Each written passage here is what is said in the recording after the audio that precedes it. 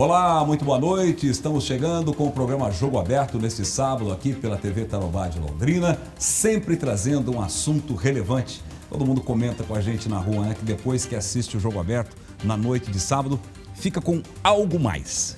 Tem uma informação a mais. Aliás, hoje não é só uma. Hoje você vai ter um leque de informações importantes para entender melhor como acontecem essas operações que a gente mostra com muita frequência aqui na televisão, nos nossos telejornais, nos nossos programas. Operação da Receita Federal em conjunto com a Polícia Federal, com a Polícia Rodoviária Federal, com a Polícia Rodoviária Estadual, Polícia Civil e outros órgãos. Por isso que eu convidei para participar do programa hoje o delegado da Receita Federal em Londrina, Dr. Reginaldo César Cardoso, que eu dou uma boa noite com muita satisfação. Reginaldo, obrigado por ter aceito o nosso convite. Boa noite, Fernando. Boa noite a todos. Reginaldo, vamos começar falando dessa última operação que nós até mostramos no Primeira Hora esta semana, onde vocês detectaram nos Correios, né, uma grande quantidade de produtos. Quer dizer, a audácia dos criminosos chega a esse ponto, né, de não só transportar produtos pelas rodovias, mas também mandar por um órgão oficial, né, por uma empresa, né, digamos, oficial, os Correios. Como que vocês descobrem essas operações, descobrem essas falcatruas, né, e depois fazem operações em cima, doutor? Então, Fernando, olha, Londrina, nós estamos aqui localizados estrategicamente numa região geográfica importante para a Receita e para o contrabando, né? Nós estamos aqui no meio do caminho entre a região fronteiriça, Foz, Guaíra, e São Paulo, Rio, Brasília. Então, as mercadorias têm que passar por aqui. E os Correios, a Central de Correios de Londrina é um ponto muito importante, porque todo o material que é postado nas cidades fronteiriças, né, ele passa por aqui para ser redistribuído, né? A Receita sabe disso há algum tempo, os Correios é um grande parceiro também, né, para evitar esse tipo de ação, né? E aí, dentro de análises de inteligência, a gente sabia que nessa semana haveria aí um grande trânsito de mercadorias passando por Londrina. É uma estratégia dos contrabandistas, né? Eles compram as mercadorias ali no Paraguai, passam ali pelo comércio formiguinha, né? Que é difícil ou pelo Lago de Itaipu, e essas mercadorias são postadas nos Correios das cidades fronteiriças, né? Como que é feito? Não só o uso do correio, né, que mas também o uso dos grandes marketplaces. Exato. Né? É por ali que eles vendem? Por exemplo, eu sou cliente de boa fé, eu sou um terceiro. Vejo lá um smartphone, vejo lá um cigarro eletrônico que tem muito na moda, ou esses produtos aí que foram produzidos, e compro. E fico esperando chegar pelos Correios. Pelos Correios, né? Então o marketplace dá essa aparência de legalidade, certo. E é claro, o terceiro de boa fé não tem problemas quanto a isso. Né? Então você vê lá o contrabandista fornece uma nota fiscal, né, que para o terceiro tem valor, mas que essa nota fiscal não tem lastro, né, porque ele não fez uma compra. Né? Então o terceiro não é prejudicado, mas essa logística de distribuição, a venda é feita pelos grandes marketplaces e a distribuição através de correio e transportadoras. Né? A Receita sabe disso, a Receita cruza todas as informações, né? E quando a gente tem uma presença ali ostensiva nos Correios, mas quando a gente tem informações de um grande volume de informações, aí a gente faz uma presença 24 horas ali. E semana passada, a gente sabia disso, ficamos lá e houve apreensão de em torno de 4 milhões de reais. Né? Todo tipo de produto, desde anabolizantes, que é proibido, né? Que é um risco verdadeiro à saúde pública, né? Cigarros eletrônicos, muitos também, que também é um risco à saúde pública. E aí o contrabando, que é da sonegação, que são os smartphones, robôs, esses robôs limpadores. Tal, sim, né? Aspiradores de isso, essas coisas. É sempre o contrabando está pronto a disponibilizar o que a sociedade quer, né? É verdade. Então, eu falo sempre, enquanto tiver essa vantagem econômica, né, sempre vai ter alguém disposto a fazer essa atividade regular. O trabalho da Receita, os demais órgãos de segurança, é coibir isso, né? Coibir no atacado, como a gente fez ali, né? E coibir também o uso desses recursos, né? A lavagem desse dinheiro e chegando, quando possível, nos empreendedores, vamos dizer assim, do contrabando, né? Quem realmente se beneficia desse esquema. Agora, isso atrai o contrabandista, Reginaldo, porque existe um gap muito grande do que ele compra, no preço, né? Do que ele compra no Paraguai e ele revende aqui. Por que é tão barato, entre aspas, né? Não vamos aqui, barato entre aspas, no Paraguai, que compensa todo esse risco para ele? Vamos lá. Depende do produto, tá, Fernando? Então, vamos lá. O que mais dá prejuízo para a sociedade brasileira? O tabaco. Sim. Né? Por que o cigarro brasileiro é tão mais caro que o paraguaio? Né? Porque a carga tributária do cigarro é grande, e ela é grande porque ele causa um grande prejuízo para a sociedade. É para desestimular, né? Para desestimular. Então, o cigarro ele causa um prejuízo à saúde de quem fuma, do fumante, ele causa um prejuízo financeiro muito grande, né, porque as doenças do tabaco causam uma grande despesa para o SUS. Né? E, por último, né, o cigarro paraguaio causa mais doenças ainda, porque ele não tem acompanhamento da Anvisa, a gente não sabe, a pessoa que fuma cigarro paraguaio não sabe o que está fumando ali, e aí também a sonegação. Então, tomando, por exemplo, o cigarro, o tabaco, que é o maior produto, você percebe aí que o prejuízo dessa atividade para a sociedade é muito grande. Aí você vai para os eletrônicos tudo depende do momento, né? Então, quando eu comecei na Receita, a gente tinha como grande produto de contrabando os notebooks, né? Lembra disso? A gente ia lá comprar notebook no Paraguai. Sim. Aí houve uma evolução da indústria nacional, uma mudança na carga tributária. Hoje, por exemplo, a gente quase não vê contrabando de notebook. Não compensa. Né? Notebook, televisores, é mais barato você comprar aqui oficialmente, você tem garantia, parcelamento e tal. E hoje nós temos os celulares, né? Principalmente os celulares mais populares, chineses, que é realmente bem mais barato. Né? Mas assim, sempre vai ter, né? O comerciante legalizado, ele tem essa carga de custo maior, né?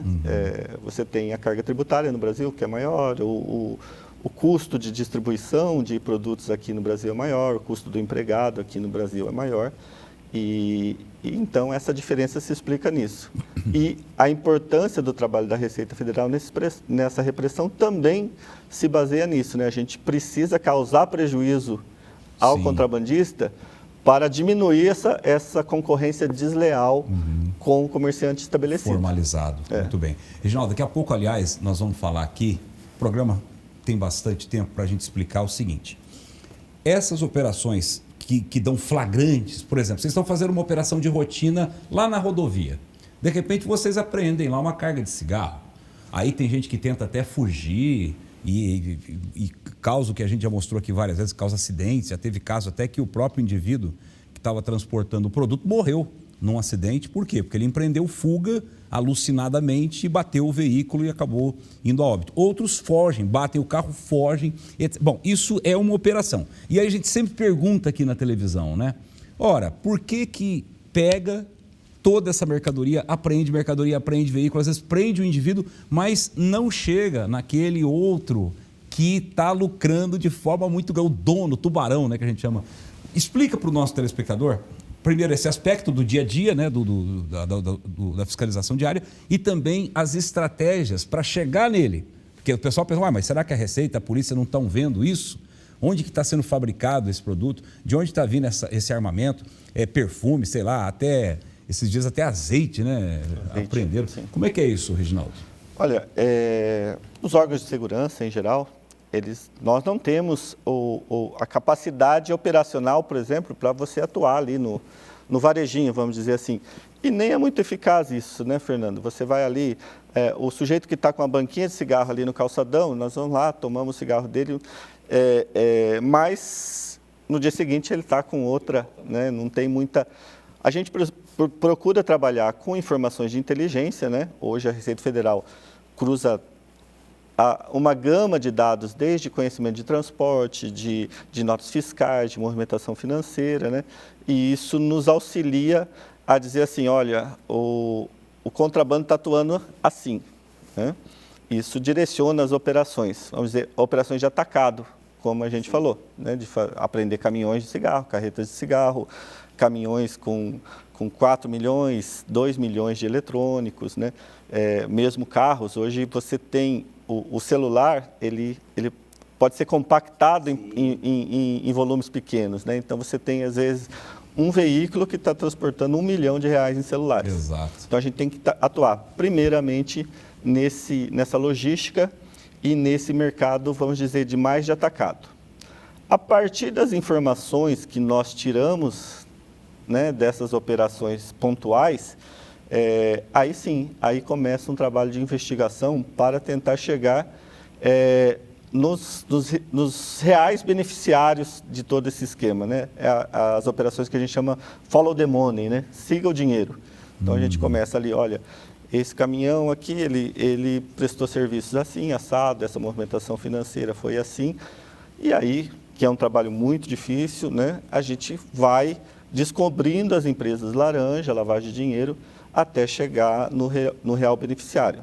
Então, aqui em Londrina, para citar de exemplo, né, nós tivemos 2 grandes operações que foram nesse sentido, né, que o ano passado foi a Operação Modo Avião, que a gente desarticulou uma quadrilha que atuava bastante aqui na região, tinha muitas lojas no camelódromo, né, trabalhando com eletrônicos de alto valor agregado. Essa quadrilha, ela movimentou em torno de 400 milhões, né? E aí causa um prejuízo bastante grande para a sociedade. E agora, né, no mês de junho, a Operação Anemia, que também desarticulou uma quadrilha que ela era internacional, mas que os principais líderes eram residentes aqui de Londrina, né? Houve 4 prisões aqui na cidade, que também, essa quadrilha, ela dominava toda a cadeia de distribuição dos iPhones, do pirata, os iPhones contrabandeados aqui da região, né? Então, também, em torno de 700 milhões, né? Essa quadrilha movimentou. A gente conseguiu, e aí sim, acho que aí sim é um trabalho muito relevante para a sociedade, que nós conseguimos bloquear bens em torno de 400 milhões. Ou seja, para conseguir futuramente, se houver uma condenação, depois do devido processo legal, tentar trazer esse dinheiro de volta para a sociedade. Isso é impressionante. Quando o senhor fala em 700 milhões, isso é a somatória de tudo que foi apreendido ou inclusive de operações que a própria quadrilha fez também? Não, esses 700 milhões são os tributos que nós calculamos. Perfeito. O volume é maior. O volume de transação passa de bilhão. Perfeito. Nós vamos para um rápido intervalo então, Reginaldo. Olha como o assunto flui, como o assunto rende. Nós vamos para um rápido intervalo. Daqui a pouco vamos conversar também com o Reginaldo. Eu quero detalhar mais essas operações, mas eu quero conversar com ele também o seguinte: e o destino? Para onde vão esses equipamentos? O trabalho social também que é feito pela própria Receita Federal. Vamos entender tudo isso no próximo bloco aqui no Jogo Aberto.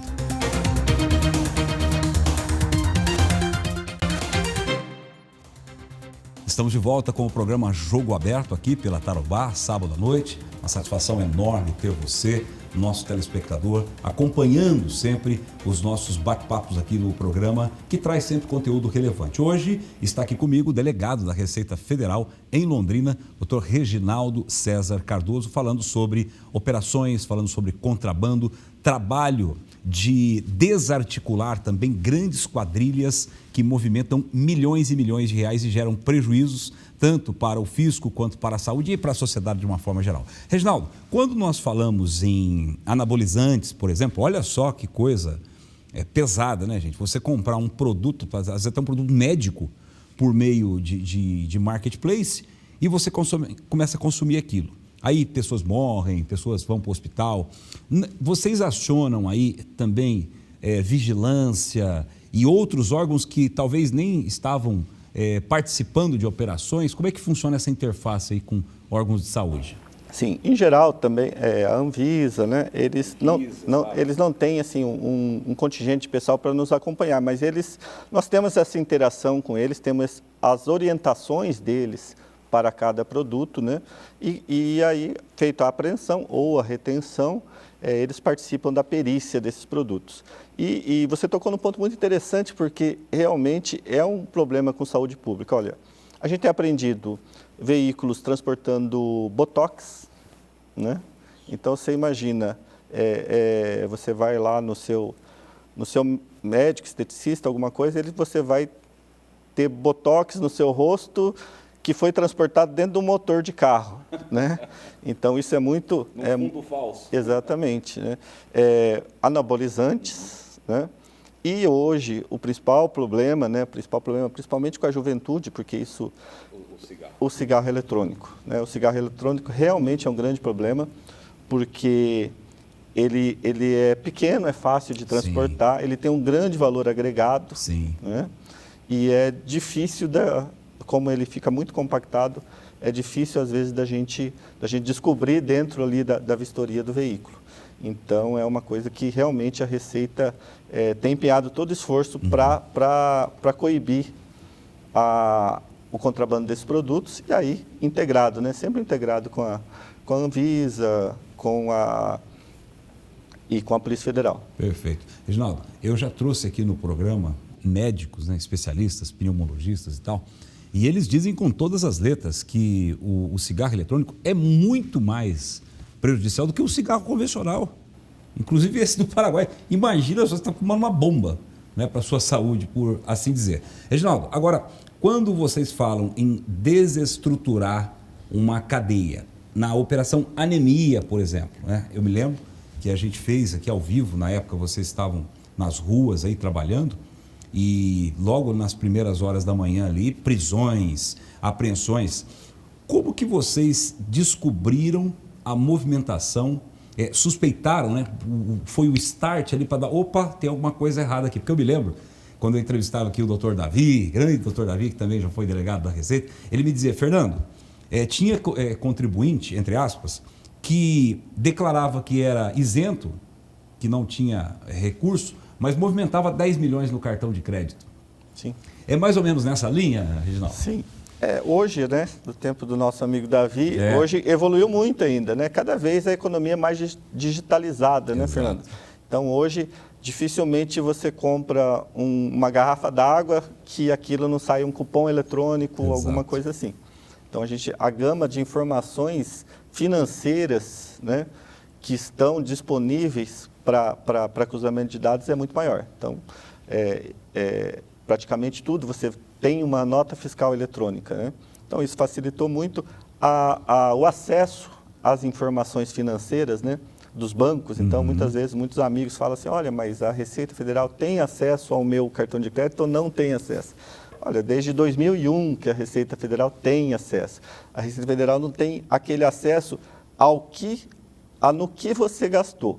Mas a Receita Federal tem acesso ao valor que você gastou, englobado, né? Então, isso não existe esse sigilo bancário, né? Sim. O agregado da sua movimentação financeira, a legislação brasileira permite que o fisco tenha acesso a isso, né?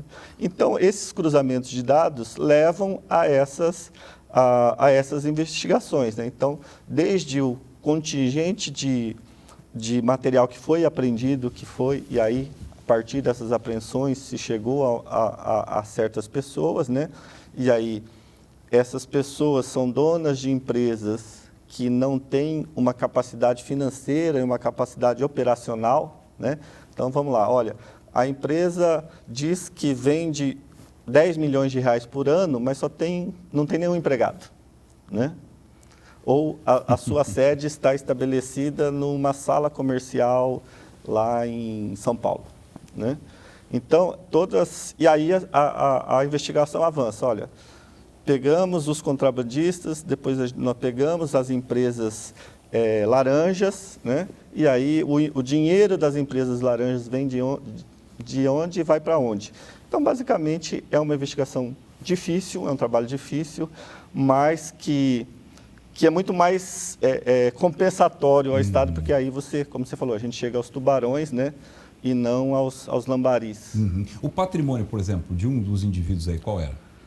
Por exemplo, só para citar um exemplo, né, um dos indivíduos que era o maior líder da Operação Anemia, em 2018 ele não tinha patrimônio declarado à Receita. Né? Ele era servidor público, tinha lá o seu salário, mas não tinha bens, Mas ele dizer declarava assim. imposto de renda? Declarava imposto de renda, Tá. mas não tinha nenhum bem. Em 2024, a sua declaração oficial à Receita tinha bens da ordem de 250 milhões. E ele continuava como servidor público lá? Não era mais. A partir daí ele era empresário. Né? Só que foi o que eu estava falando. As empresas que deveriam dar lastro a esse enriquecimento, né? E que é muito justo, né? Claro, o empresário ter gozado da lucratividade de suas empresas, mas essas empresas não tinham uma atividade econômica, né? Oficial.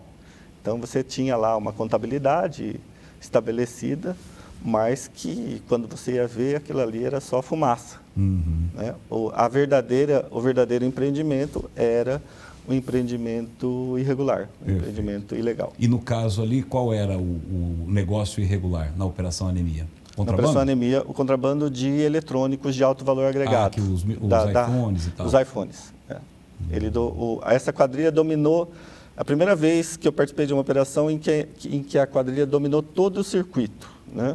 Eles tinham os distribuidores aqui no Brasil, eles tinham as empresas offshore no exterior que compravam os iPhones diretamente das fábricas na China e nos Estados Unidos, e eles tinham as empresas no Paraguai, né? Porque a logística era essa, eles compravam os iPhones diretamente nos Estados Unidos e na China, mandavam para o Paraguai, atravessava a fronteira ilegalmente e distribuíam aqui no Brasil. Perfeito. Quer dizer, quando eles compravam pelas offshores, eles conseguiam um valor... Um valor muito maior. Muito melhor para o negócio. Para fazer. Aí vem aquela história do Paraguai de novo, né? Que lá alguns produtos você compra num valor que vale a pena revender, outros não. Sim. Não é verdade? Hoje esse é um dos produtos, né? Os telefones celulares, né? Em geral, são produtos que têm essa vantagem econômica, vamos dizer assim. Perfeito. Agora, para onde vão esses smartphones, os tablets que são apreendidos e tantos outros produtos depois que vocês aprendem? Porque haja depósito também, né, Reginaldo? Chega lá no depósito da Receita, está tudo lotado, né? A legislação brasileira, né, ela dá à Receita a possibilidade de dar perdimento na mercadoria e no veículo. Então, o nosso depósito aqui está lotado, em Foz do Iguaçu está mais lotado ainda, né? Nossa, imagina como é que está aqui lá. Esse ano a gente já apreendeu em torno de 40 milhões de reais de mercadoria, 20% a mais que o ano passado. Aí nós temos aí um gargalo, porque esse ano é eleitoral, né? Então, quais são as destinações desses bens? Os bens que podem ser usufruídos pela sociedade, um veículo, um telefone celular, um computador, eles são doados, né? São doados para prefeituras, escolas, né? Mas como esse é um ano eleitoral, a gente não pode fazer essa doação. Só a partir de novembro. Né? Também pode ser doados a órgãos públicos, a própria Polícia Federal, a própria Receita, às vezes, né? Faz a incorporação desses produtos. E os produtos que não podem ser destinados, por exemplo, o tabaco, né? O cigarro paraguaio, a gente não pode revender o cigarro paraguaio.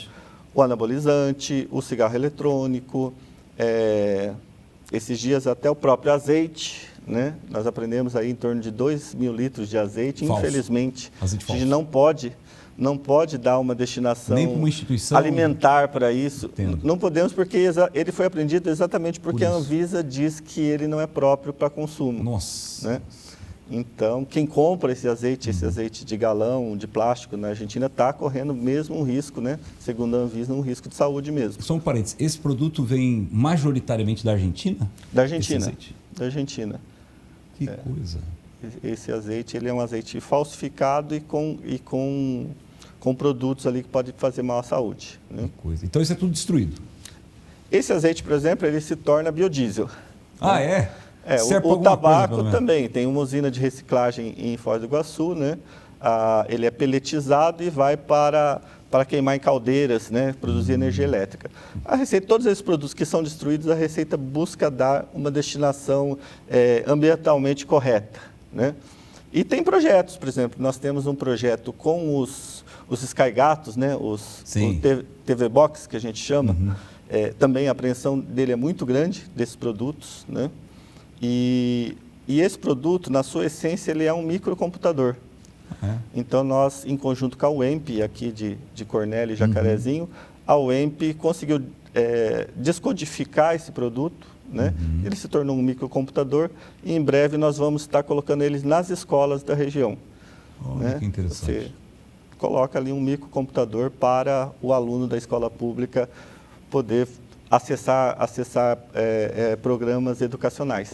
Perfeito. Ou seja, aquilo que tem uma finalidade, né, útil, importante, vai para uma instituição, para uma escola, prefeituras distribuindo. Eu já vi até questões de tablets, né, para Sim, durante a pandemia, né? Durante a pandemia, importante. A Prefeitura de Londrina, por exemplo, recebeu 900 celulares, em que foi dado incomodato para o pai dos alunos para que eles pudessem assistir a aula através do celular. Reginaldo, acho que a última pergunta aqui, até pelo nosso tempo. Já houve também apreensões até de animais, né? De seres vivos ali nos Correios. Isso também é com a Receita? Sim. Ou vocês têm que acionar a IBAMA, essas coisas? A Receita, como ela é quem está mais próximo, é que faz a retenção, chamamos assim, né?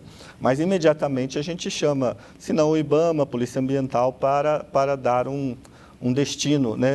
Impressionante. Né? Mas só mandar cobras pelo cobra, Isso ocorre muito também nos Correios de Curitiba, que é o correio que recebe todas as encomendas internacionais do Brasil, né?